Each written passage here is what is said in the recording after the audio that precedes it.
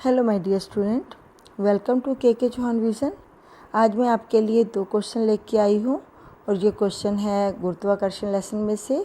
पहला क्वेश्चन है, यदि 2 वस्तुओं के बीच की दूरी को आधा कर दिया जाए तो गुरुत्वाकर्षण बल किस प्रकार प्रभावित होएगा या किस प्रकार बदलेगा। ठीक है, तो इस क्वेश्चन को हम जो फार्मूला है ना हमारा गुरुत्वाकर्षण का, तो F बराबर G m1 m2 बटा d²। तो d इसकी बात हो रही है कि ये दूरी को आधा करना है। तो दूरी को आधा करेंगे तो क्या होगा, बाकी फार्मूला तो वैसे का वैसे ही है। तो ये वाला फार्मूला आ जाएगा हमारे पास F बराबर जो है, बाकी फार्मूला तो वैसे का वैसे ही है ना, तो ये आ जाएगा 1/d²। इसकी बात हो रही है ना। तो अगर दूरी को हम आधा कर देते हैं, 1/आधा, ये आधा लगा है, इसका स्क्वायर लगाएंगे ना, तो क्या हो जाता है, 1/4 आ जाता है। जगह अगर इसको सोल्व करेंगे तो ये आता है F, जो ये होता है ना 1/4, ये 4 ऊपर चला जाता है, तो F जो है वो 4 हो जाएगा। 4 टाइम्स, 4 गुना, ठीक है, बढ़ जाएगा। समझ आ गया। अब इसको यही करेंगे, यदि 2 वस्तुओं के बीच की दूरी को आधा कर दिया जाए तो गुरुत्वाकर्षण बल जो है वो 4 गुना बढ़ जाएगा। गुरुत्वाकर्षण बल कितने गुना बढ़ रहा है, 4 गुना बढ़ जाएगा। क्यों? क्योंकि गुरुत्वाकर्षण बल उनके बीच की दूरी के वर्ग के व्युत्क्रमानुपाती होता है। हमने यही लगाया था ना 1/d², तो व्युत्क्रमानुपाती होता है। तो ये क्वेश्चन का आंसर हो गया ना। यदि हम 2 वस्तुओं के बीच की दूरी को आधा कर देते हैं तो उनके बीच जो गुरुत्वाकर्षण बल है वो 4 गुना बढ़ जाएगा। क्यों? क्योंकि उनके जो गुरुत्वाकर्षण बल है ना, उनके बीच की दूरी के वर्ग के व्युत्क्रमानुपाती होता है। तो नेक्स्ट क्वेश्चन हमारा है, यदि नेक्स्ट क्वेश्चन को हम इसको करते हैं कि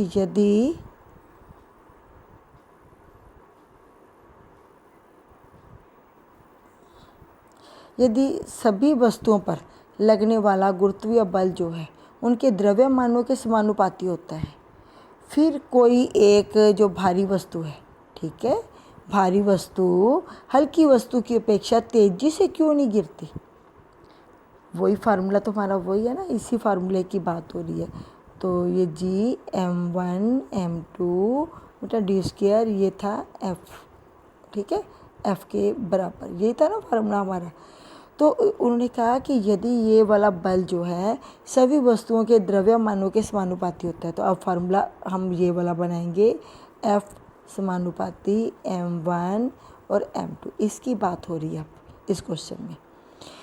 तो कहते हैं यदि सभी वस्तुओं पर लगने वाला गुरुत्वीय बल उनके द्रव्यमानों के समानुपाती होता है, तो ये समानुपाती का निशान लगाया मैंने।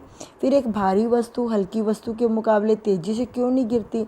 सभी वस्तुओं को यदि हम ऊपर से गिराते हैं तो वो एक ही टाइम पर आकर नीचे गिरती हैं। क्यों?